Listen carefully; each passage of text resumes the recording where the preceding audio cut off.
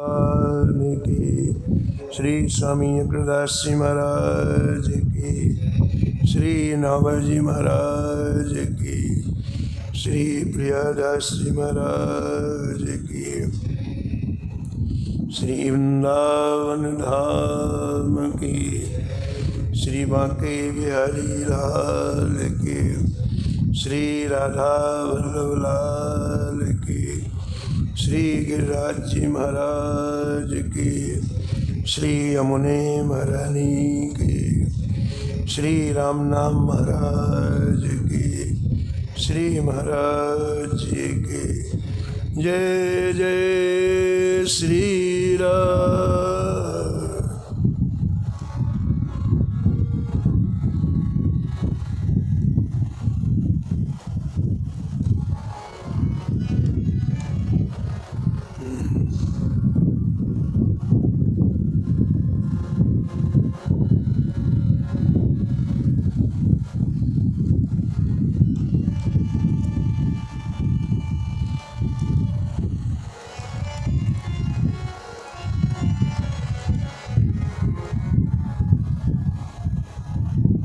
भगवंत मुदित उदार जस रस रसना आस्वाद किय। भगवंत मुदित उदार जस रस रसना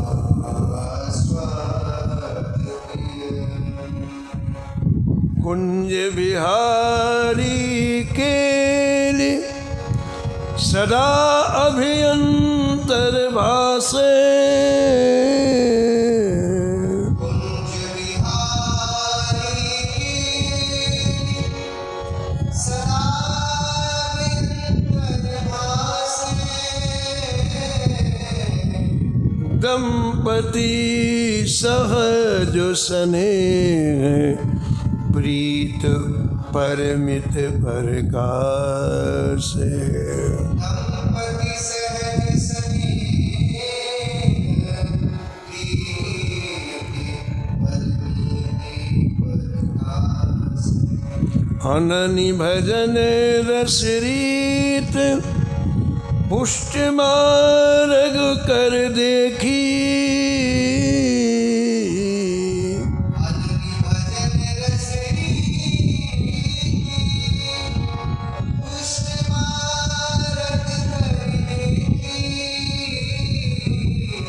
विधि निषेध बल त्याग पागरति हृदय विषेखी।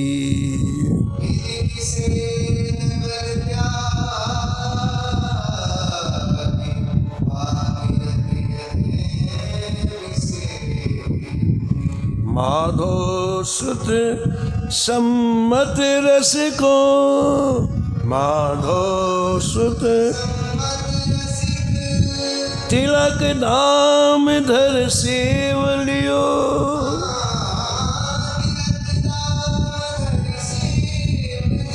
भगवंत मुदित उदार जसो रस रसना आस्वाद किया।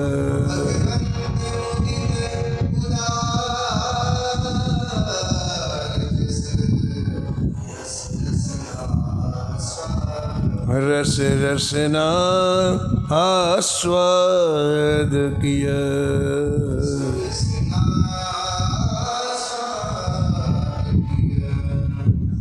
प्रातः स्मरणीय परम वंदनीय भक्तमाल के रचयिता श्री नाभा गोस्वामी जी ने इस छप्पे में परम रसिक श्री भगवंत मुदित जी महाराज का स्मरण किया है और निष्कर्ष के रूप में कहते हैं श्री माधवदास जी के सुपुत्र श्री भगवंत मुदित जी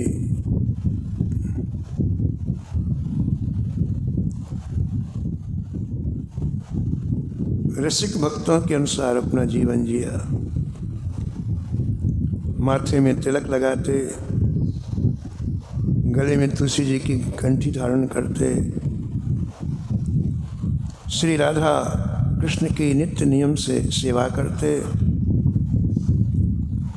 और भगवान के अतिशय उदार चरित्र का अपनी वाणी के द्वारा निरंतर वर्णन करते।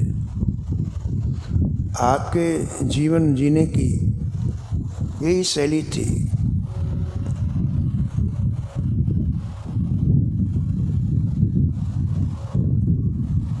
रसिकों के अनुसार आपने जीवन जिया,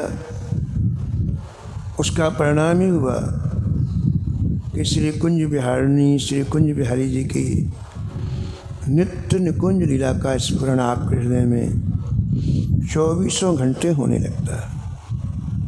24 घंटे। वृंदावन में अभी एक संत थे, करीब 50 वर्ष की उनकी आयु थी। अभी 10-11 वर्ष पहले उनका शरीर पूरा हुआ।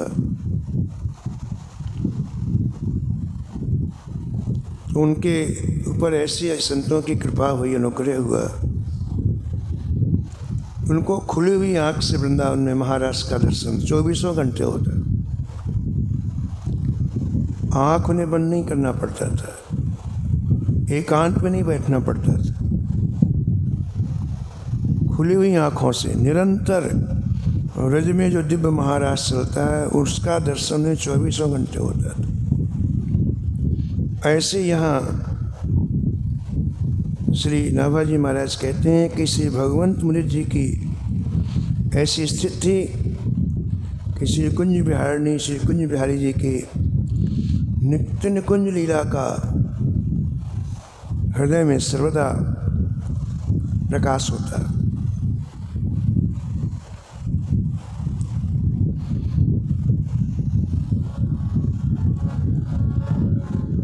अननि भजन रस रीत पुष्टि मार्ग कर दे की।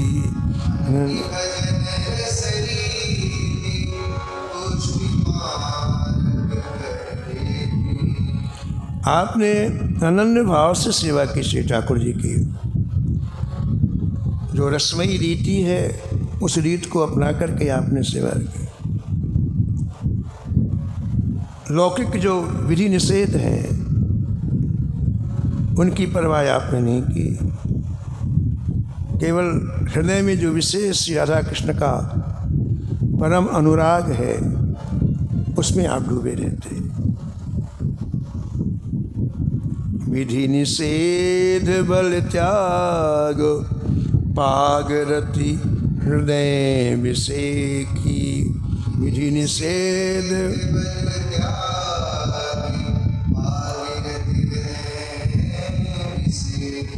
रसिकों की जो संपत्ति है वो प्रिया प्रीतम की केली की लीलाएं हैं। केल अभ्यंतर भाषे प्रिया प्रीतम की केली की लीलाएं ही रसिकों की संपत्ति है। और वह संपत्ति श्यामा श्याम के देने से ही मिलती है। हमारी संपत्ति दंपति केल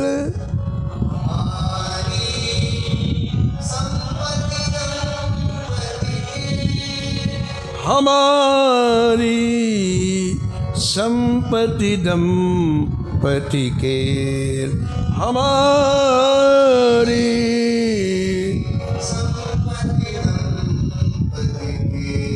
दिन दिन बढ़त घटत नहीं कब हूँ। दिन बढ़त सुख सागर की रेल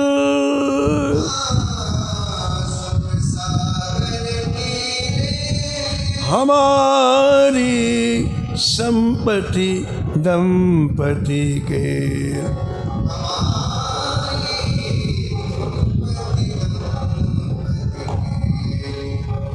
अतुलित अमित अनुपम अद्भुत अमित अनुपम अद्भुत रस की ठेला ठेल।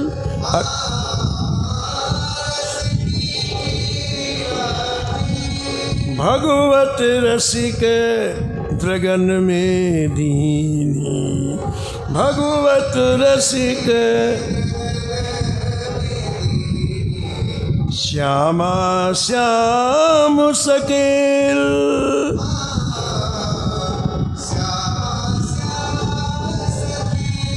हमारी संपत्ति दंपति के, हमारी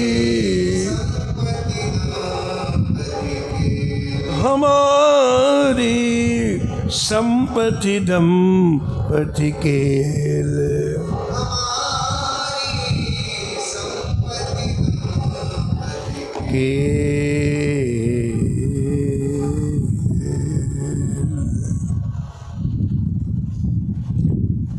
आपको ऐसी स्थिति कैसे प्राप्त हो गई?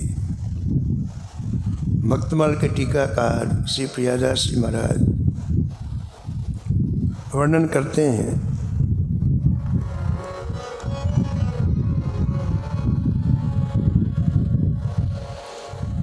सूजा के दीवान भगवंत रसवंत भय,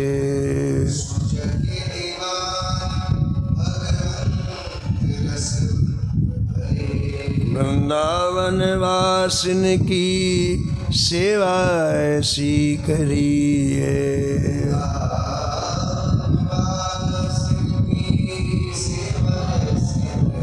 सेवा ऐसी करी है, सेवा ऐसी करी है।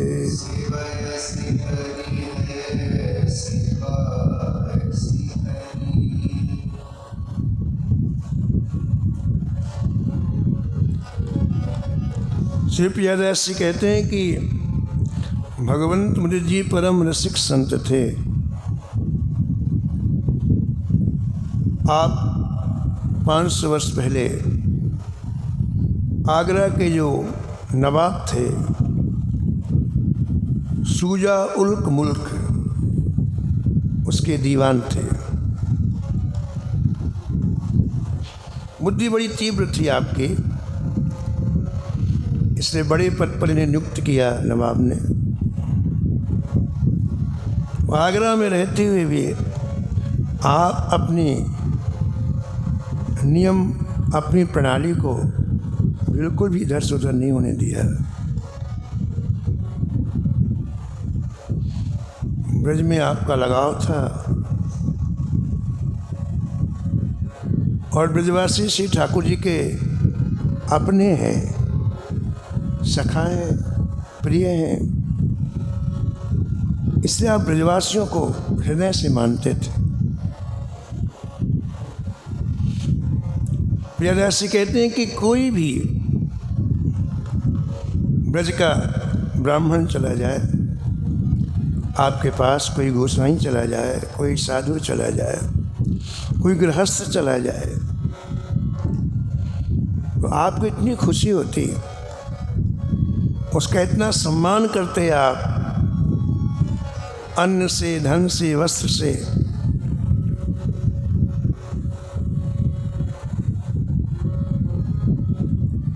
और सत्कार पूर्वक उसे वापस करते हैं।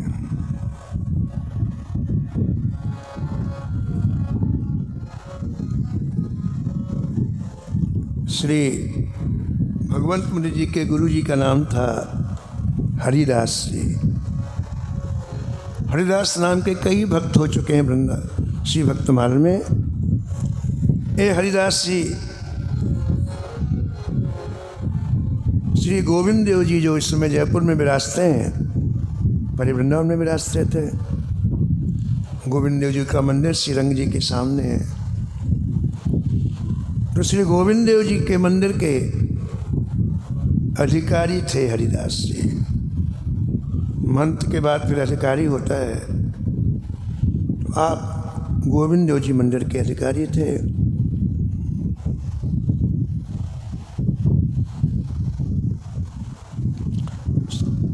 तो श्री राम वृंदावन में आप ब्रजवासियों के मुख से भगवंत मृत की बड़ी प्रशंसा सुनते हैं।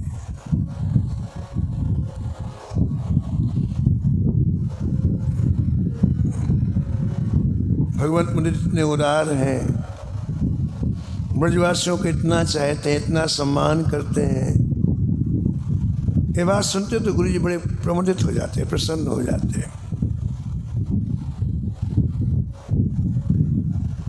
आमेर के राजा पृथ्वीराज जी को श्री पौवारी जी ने उपदेश दिया कि तुम्हारे पास जितनी सामर्थ्य है सब संत सेवा में लगा दो। तुम्हारे जीवन में जितना बल है, बुद्धि है, विवेक है, धन है, संपत्ति है, सब संत सेवा में लगा दो।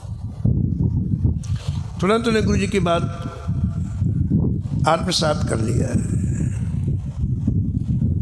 और ऐसी संत सेवा की कि संत लोग जाकर पौवारी जी के पास काशी में बोले कि महाराज क्या कहें, आपके शिष्य ने कमाल कर दिया। ऐसी संत सेवा तो हमने कभी जीवन में कहीं देखी नहीं।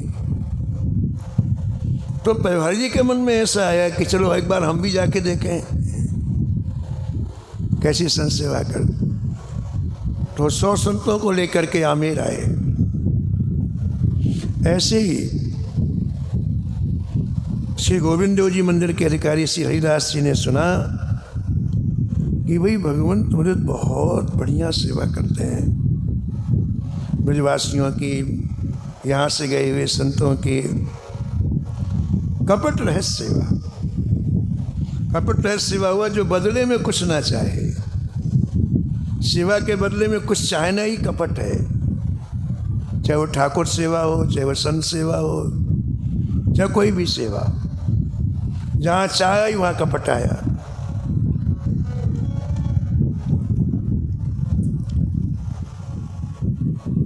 तो बड़े खुश हुए और गुरु जी के मन में आया कि हम भी एक बार जाके देखें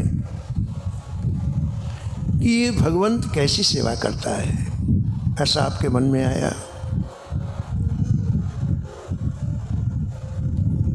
इनके गुरु जी के बारे में एक पंक्ति लिखते हैं श्री प्रियादास जी महाराज, बड़ी प्यारी पंक्ति है।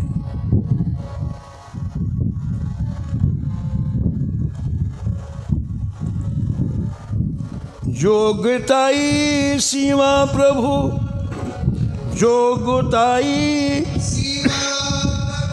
दूध भात मांग लियो, दूध भात क्यों उत्साह तऊ पेखे अरवरी है।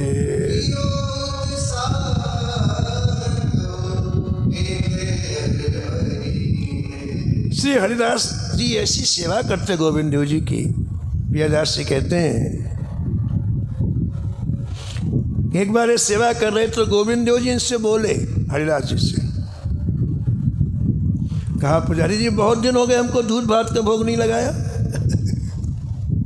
दूध भात का भोग लगाओ हमको। ऐसा बोले ठाकुर जी, मुख से स्पष्ट बोले।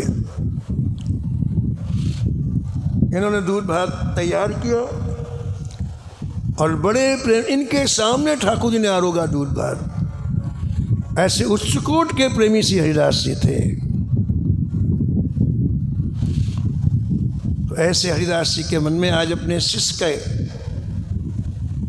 वह संत सेवा देखने की इच्छा हुई, जो ब्रजवासियों के प्रताप का भाव था, जो साधु संतों के प्रति ऐसा भाव था। तो हरिदास जी ने विचार किया कि आज ही हम वृंदावन से चल करके आगरा जाएंगे और आगरा जा करके अपनी आँखों से देखेंगे कैसी सेवा करते हैं।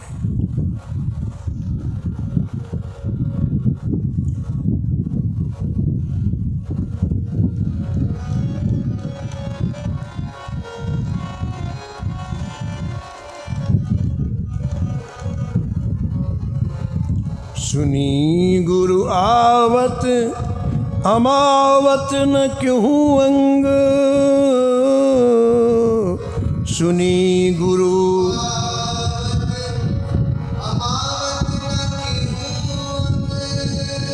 रंग भरतिया सोयो कहीं कहा कीजिए।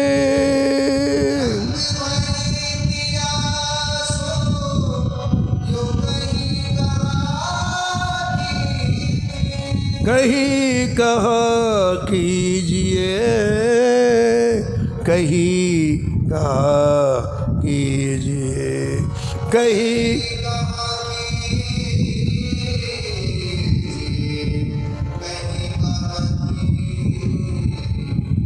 किसी ब्रजवासी के द्वारा श्री भगवंत मुनि जी को पता चल गया कि गुरुदेव पधार रहे हैं। इतना सुनते ही तो आपका रोम रोम खिल गया।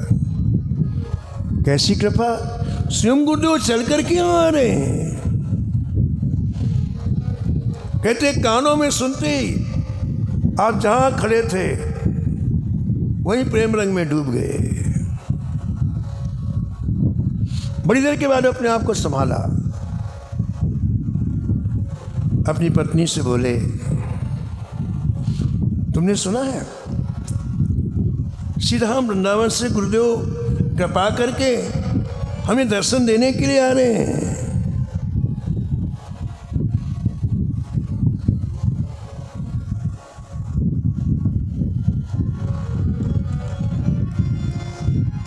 सबसे पहले अपन क्या करेंगे बताओ?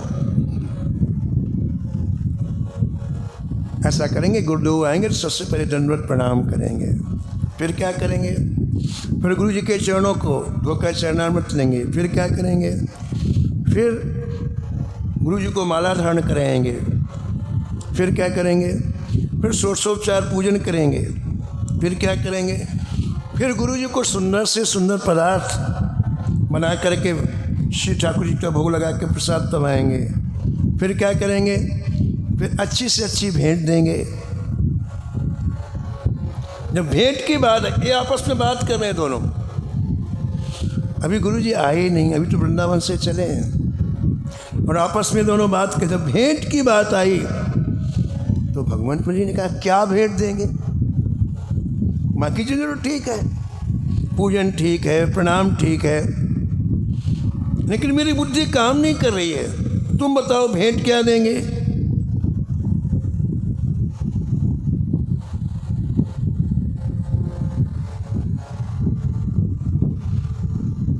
महाराष्ट्र में समर्थ स्वामी रामदास जी हुए हैं, शिवाजी के गुरु। शिवाजी को जो शिष्य बनाया, इसके बाद पहली बार आप कृपा करके शिवाजी के राजमहल में गए। शिवाजी को बड़ी प्रसन्नता हुई, बहुत खुशी हुई। तो शिवाजी ने षोडशोपचार पूजन किया, गुरु जी का आरती उतारी। अब भेंट देने की बात आई तो क्या भेंट दें गुरु जी को? बड़ी देर तक सोचते रहे, कोष खजाना जमीन जायदाद कि बुद्धि कहीं ठहरी नहीं। नहीं नहीं नहीं नहीं नहीं नहीं। अंत में आपने क्या किया? एक छोटा सा कागज लिया, उस कागज में 2 शब्द लिखे, मैं गुरुदेव के चरणों में संपूर्ण राज समर्पित करता हूँ।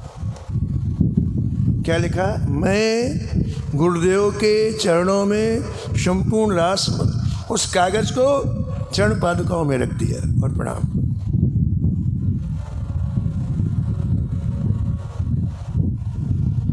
समर्थ स्वामी रामदास जी ने कागज उठाया और पढ़ा, खुश हो गए, बोले शिवा बहुत अच्छा किया। शिवाजी को शिवा बोलते थे। शिवा बहुत अच्छा किया, अभी राज्य मेरा है और तुम एक सेवक की तरह राज्य का पालन करो।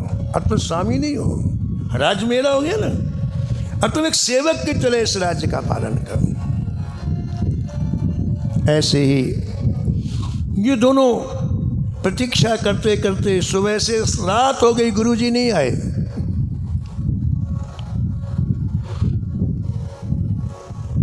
विचार किया कि शायद गुरुजी थक गए होंगे, तो रास्ते में किसी बगीचे में ठहर गए होंगे। अब कोई पास में वृंदावन थोड़ी है, 40 किलोमीटर से कम नहीं होगा, 40-45 किलोमीटर से। तो ऐसा विचार करने लगे कि गुरुजी थक गए होंगे तो कहीं बगीचे में ठहर गए होंगे, सुबह आएंगे। तो अभी तक तो दरवाज़ा खोले बैठे थे, अब दरवाज़ा ऐसे उड़का दिया अंदर से, लेकिन नींद ना आए खुशी के मारे। गुरुजी को आना है, गुरुजी को आना है, गुरुजी को आना है। भगवंत मुनि जी ने कहा, पत्नी तुमने बताया नहीं कि भेंट क्या देंगे। बाकी तो मैंने तैयारी कर ली, लेकिन भेंट गुरुजी को क्या देंगे बताया नहीं। पत्नी ने कहा, बहुत प्यारी बात, बहुत सुंदर बात कही।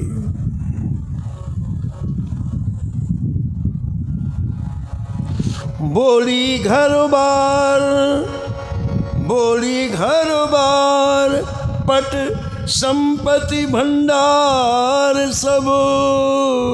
बोली हरिवार पट संपत्ति भंडार सब। बोली घर बार, पट संपत्ति भंडार सब। बोली हरिवार पट संपत्ति भंडार सब। भेंट कर दीजिए एक धोती धार लीजिए, भेंट धोती धार लीजिए, धोती धार लीजिए, धोती धार लीजिए। भगवंत मुनि जी की पत्नी बोली, प्राणनाथ इसमें विचार करने की क्या आवश्यकता है। गुरु जी के आते ही हमारी जितनी संपत्ति है, हमारा घर है, हमारी जमीन जायदाद है, जो भी है, उस सब का सब आते उनके चरणों में भेंट कर देंगे। एक कपड़ा जो आप पहने वो पहने लेना, एक कपड़ा जो मैं पहनी मैं पहन, बस। बाकी सब कुछ गुरु जी के चरणों में समर्पित कर देंगे।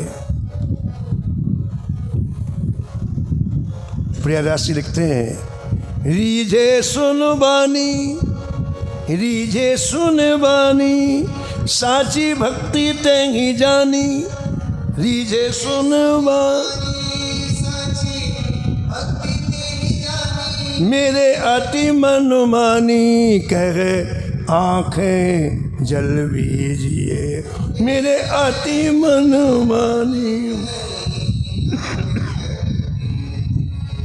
ओहो, इतनी विशाल बुद्धि पत्नी की। कहते हैं कि भगवंत मुझे पत्नी के चरणों में प्रणाम किया,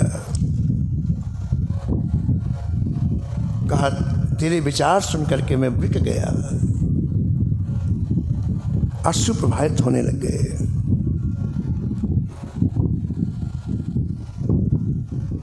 प्रियादास जी कहते हैं कि गुरुजी चलते चलते रात्रि में आ गए इनके घर में।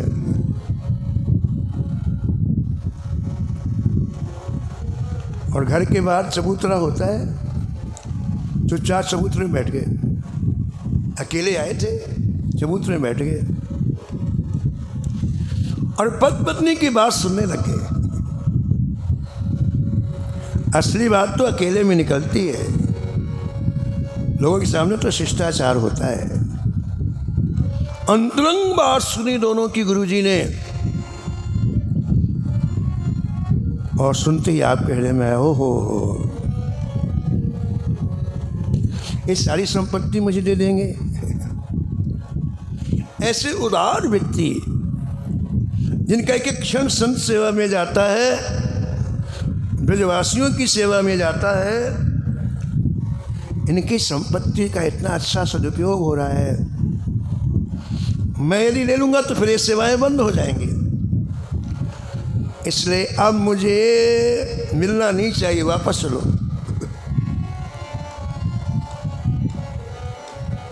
तो आए हुए गुरु जी दरवाजे में आए हुए गुरुजी ने केवल ये बातें जब सुनी उनकी स्त्री की, भगवंत मृत की, तो चुपचाप फिर वापस वृंदावन के लौट पड़े।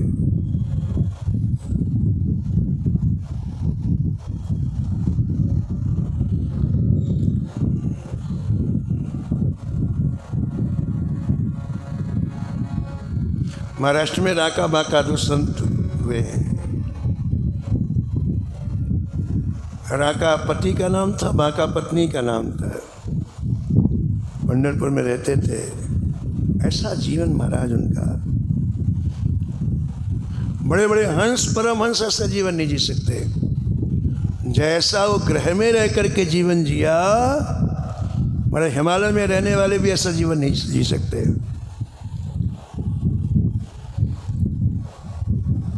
मात्र 15 वर्ष की आयु थी तो उनका विवाह हो गया राका का, और दोनों निश्चय किया कि हमें केवल भजन करना है।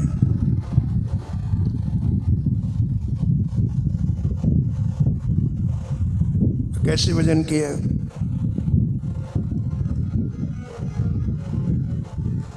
जंगल में जाकर के सूखी लकड़ी इकट्ठी करते, एक गट्ठा राका, एक गट्ठा बाका, आके किसी व्यापारी को बेचते।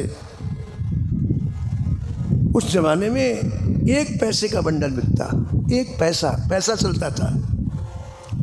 दोनों को 2 पैसे मिलते।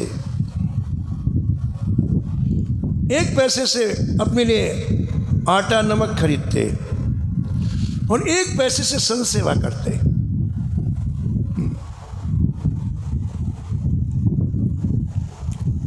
दो टिक्कड़, 4 टिक्कड़ बनाते, भोग लगाते, और 24 घंटे में एक बार 2 टिक्कड़ पाके तज हरि भजन काज नहीं दूजा, एक ही काम करते। जीवन एक रस चला आपका। 15 वर्ष की आयु, 80 वर्ष की आयु हो गई, लेकिन कहीं भी जीवन में व्यतिक्रम नहीं हुआ। एक रस भजन। क्यों? क्योंकि जीवन में अन्य कोई चाह नहीं थी। चाह ही व्यतिक्रम उत्पन्न करता है, कामना ही व्यतिक्रम उत्पन्न करती है, कोई बाहरी व्यक्ति नहीं। हमारी चाह, हमारी कामना, इन्हें भजन के सिवा कुछ चाहिए नहीं। 80 वर्ष की आयु हो गई, लेकिन नियम वही। एक दिन नामदेव जी से रहा नहीं गया, भगवान से बोले कि जय कमाल हो गया, क्या आपकी कृपा है। एक सेठ क्या कोई नौकरी करता है तो वो भी 60 साल के बाद कहता है कि चलो भैया तूने इतने दिन मेरे यहाँ नौकरी की है, अब तेरे जीवन की व्यवस्था मैं कर लूँगा। अरे आप 80 वर्ष हो गए भजन करते, उसको रोटी के लिए लकड़ी इकट्ठी करनी पड़ती है। ठाकुर जी बोले नाम लो, मैं करूँ क्या, और कुछ लेता ही नहीं है। उन्होंने बड़ा प्रयास किया, नहीं। बोले महाराज ये प्रवचन का मामला नहीं है। इस वृद्धावस्था में कितना श्रम पड़ता है लकड़ी लाने में, इसलिए आप उनको कुछ दो। अब आज के बाद उन्हें काम में नहीं जाना पड़े, अब वो केवल भजन करें।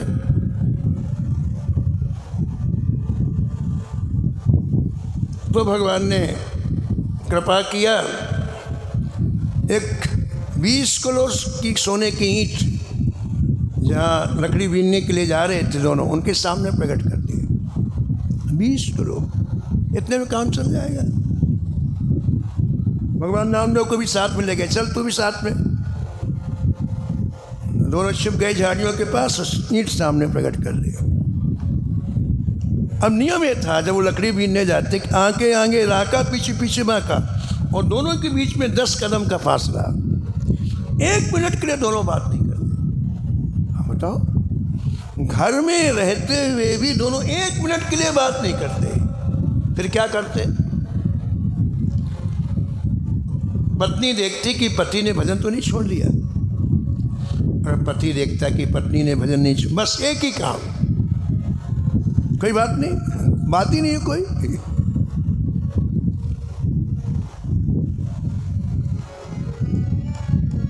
तो आगे आगे बांका जा रहे थे, उन्होंने सोने की ईंट देखी तो घबरा गए। ओहो, सोना, ये भजन छीनेगा, ये भजन छीनेगा। ये पीछे आ रही है, सोना देखती इसकी नियत सोने में आ जाएगी, माला छूट जाएगी। एक काम करूं, इसको मिट्टी से ढक देता हूं। और तुरंत मिट्टी उठाई और पीछे से उसने कहा, क्यों भजन छोड़ के क्या कर रहे हो? उसका ध्यान तो भजन क्या कर रहे हो? तो राका जी ने कहा कि ये सोने की ईंट थी, मैं इसमें मिट्टी इसलिए डाल रहा हूँ कहीं तुम्हारी आँख इसे देखेगी तो कहीं तुम्हारे मन में सोने की लालच आ जाए तो भजन छूट जाएगा। तो बाका जोर से हंसी, कहा, पति देव, इतने दिन भजन करते हुए आपको अभी सोना चांदी आपकी आंखों से निकला नहीं है। अभी सोने का महत्व आपके जीवन में बना हुआ है। ये मिट्टी है, जिस मिट्टी को आप डालो, कम पी लिए ज़्यादा पी लिए, उठाओ माला चलो। हरे राम जी। राका इतना सुनते ही पत्नी के चरणों में गिर पड़े। वास्तविक भजन तूने किया है।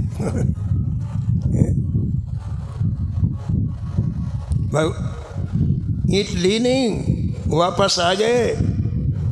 भगवान ने कहा, देखा, भगवान पहुंच गए घर में राका बाका के। आज तुमको कुछ मांगना पड़ेगा, मैं बिना दिए जाऊंगा नहीं, मांगो मांगो मांगो। और जो कभी नहीं मांगता उसको ऐसा लगता है जैसे किसी सुमेर पर्वत रख दिया। जब मांगने की बात कही तो राका तो घबरा गए। ठाकुर जी कह रहे हैं स्वयं, ठाकुर जी रट लगाए, मांगो मांगो मांगो मांगो मांगो। राका की बुद्धि ने काम नहीं किया तो बाका को कहा, अपनी पत्नी, बता क्या मांगू? ठाकुर जी बार बार, बता क्या मांगू? पत्नी का चिंता की क्या बात है, एक धोती अपने लिए मांग लो पहनने के लिए, एक मेरे लिए मांग लो, हो गया। एक पहनने की धोती अपने लिए मांग लो, एक मेरे लिए मांग लो।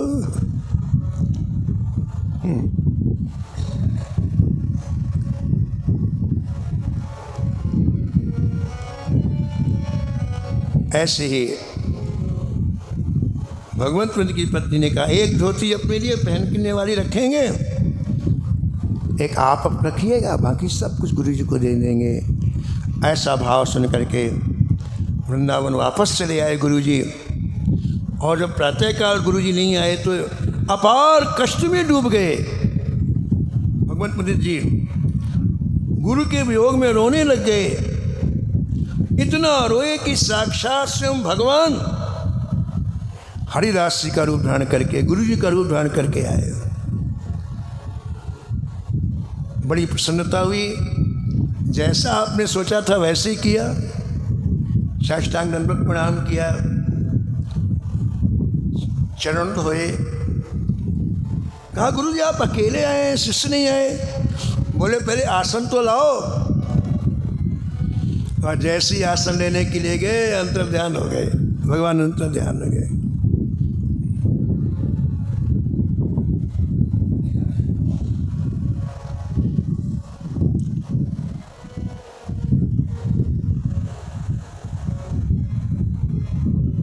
रहो उत्साह उर्दाह को न पारावार, कियो ले विचार आज्ञा मांग बन आए हैं, मांग बन आए हैं, मांग बन आए।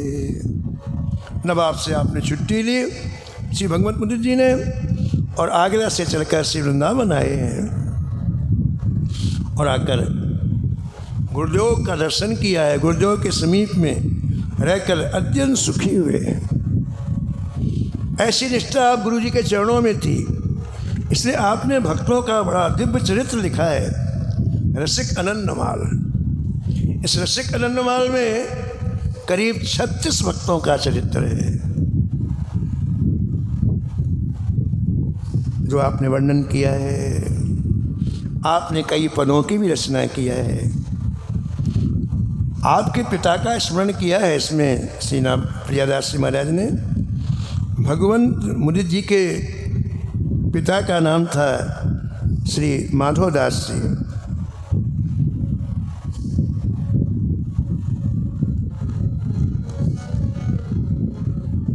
माधो सुत सम्मत रसिको माधो।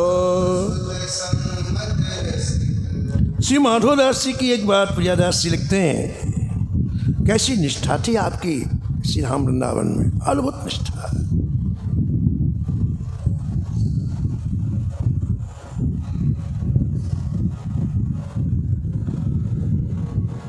आयो अंतकाल जान वे सुध पिछान सब, आयो अंत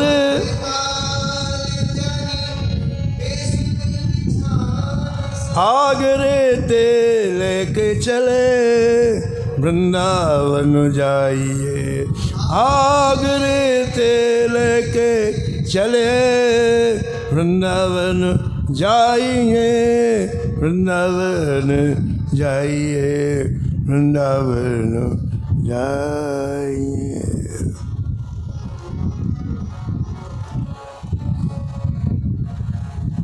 भगवत मुदित की निष्ठा तो आपने सुनी ब्रजवासियों में। निष्ठा की परीक्षा ऐसे नहीं होती है, विपरीत परिस्थिति में होती है।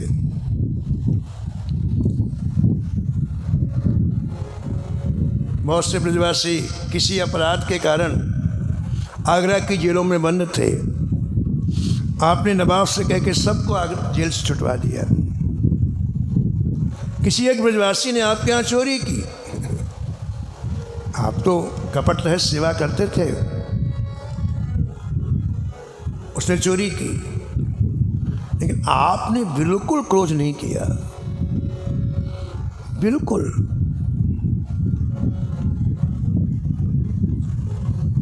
आपने मन में ऐसा भाव किया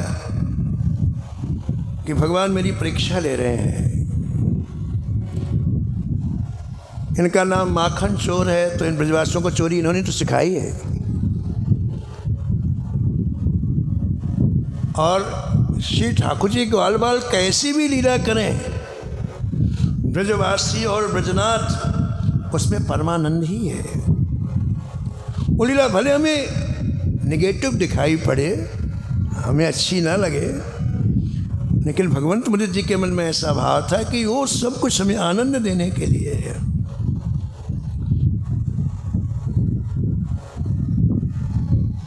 तो भगवंत मुदित जी में तो ऐसी ब्रजवासियों की निष्ठा थी। और उनके पिताजी की बात देखो आप, आगरा में रहते हुए निरंतर वृंदावन का चिंतन करते, वृंदावन उसमें डूबे रहते। और देखो आप, समय की बड़ी अगाध गति है, कितनी तेजी से चलता है। अंतिम समय आ गया। अब अंतिम समय आया है तो जो आपने जीवन भर किया वही काम में आना है। अभी अपने ऊपर हमने क्या किया है, लेकिन अंतिम समय में तो वही काम में आएगा जो आपने जीवन में किया है। वही याद भी आएगा, उसी की इच्छा भी होगी। तो अंतिम समय आ गया माधवदास जी का, और ये बेहोश हो गए। सब लोग इकट्ठे हुए, बोले देखो इनकी वृंदावन में बड़ी निरंतर निष्ठा थी, बड़ी तेज से श्वास लेकर के हा वृंदावन, हा वृंदावन, हा वृंदावन बीच बीच में कहते। एक काम करें, अभी इनके शरीर में प्राण है, तो हम लोग इनको वृंदावन लेके चलते हैं, इनकी अंतिम श्वास वृंदावन में छूटे। ऐसा विचार किया।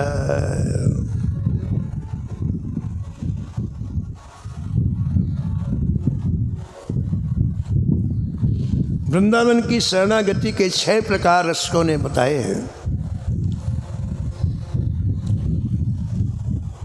धाम की शरणागति पहली ये है कि जन्म से मरण तक वृंदावन में निवास करे। दूसरा धाम की शरणागति ये है, अन्यत्र जन्म होने के बाद भी जब आए तो फिर मृत्यु पर्यंत तक धाम में निवास करे। तीसरी तरह की शरणागति ये है कि बड़े बड़े पर्वों पर, बड़े बड़े उत्सवों पर उपस्थित होकर वृंदावन धाम का दर्शन करे।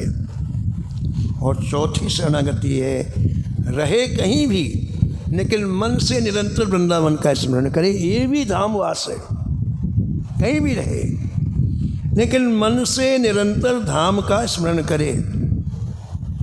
और पांचवी शरणागति धाम की ये है कि वो धाम में ना रहे लेकिन धामवासियों की सेवा करे। जो निरंतर वृंदावन में रह रहे हैं उनकी सेवा करे, ये भी धामवास है। और छठवीं शरणागति ये है कि कहीं रहे लेकिन शरीर वृंदावन में छोड़े, ये भी वृंदावन की शरणागति है। तो यही विचार किया कि चलो भाई, अभी तक आगरा में रहे लेकिन इनकी अंतिम श्वास वृंदावन में छूटे, इनको ले चलना चाहिए। आगरे ते लेके चले वृंदावन जाइए, आगरे ते लेके वृंदावन जाइए, वृंदावन जाइए।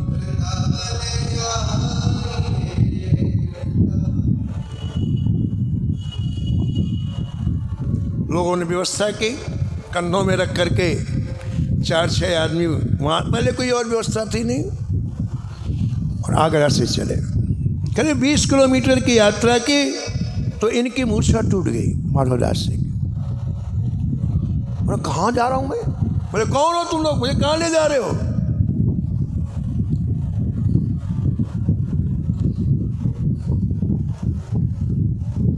तेजी से बोले माधवदास सिंह।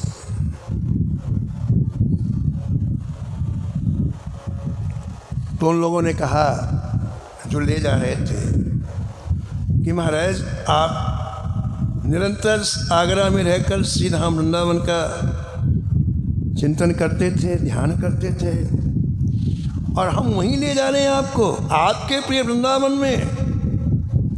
क्योंकि ऐसा लग रहा है कि अब आप ज़्यादा देर तक शरीर आपका साथ नहीं देगा, आपके शरीर की अंतिम स्थिति, इसलिए हम सीधा वृंदावन ले चले। और इतने गुस्सा, अरे दुष्टो जल्दी रखो नीचे, जल्दी रखो, जल्दी रखो।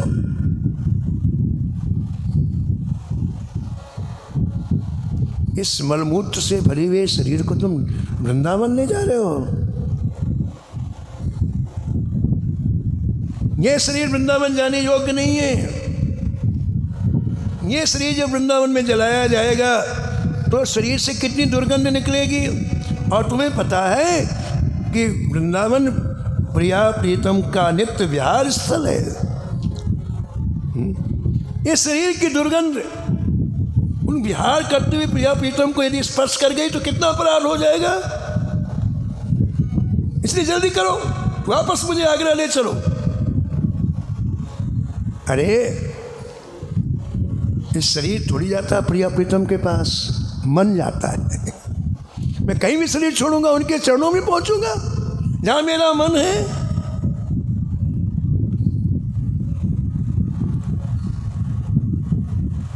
अंते मति सा गति, अंत समय में जिसका मन जहां होता है उसको वहीं जाना होता है।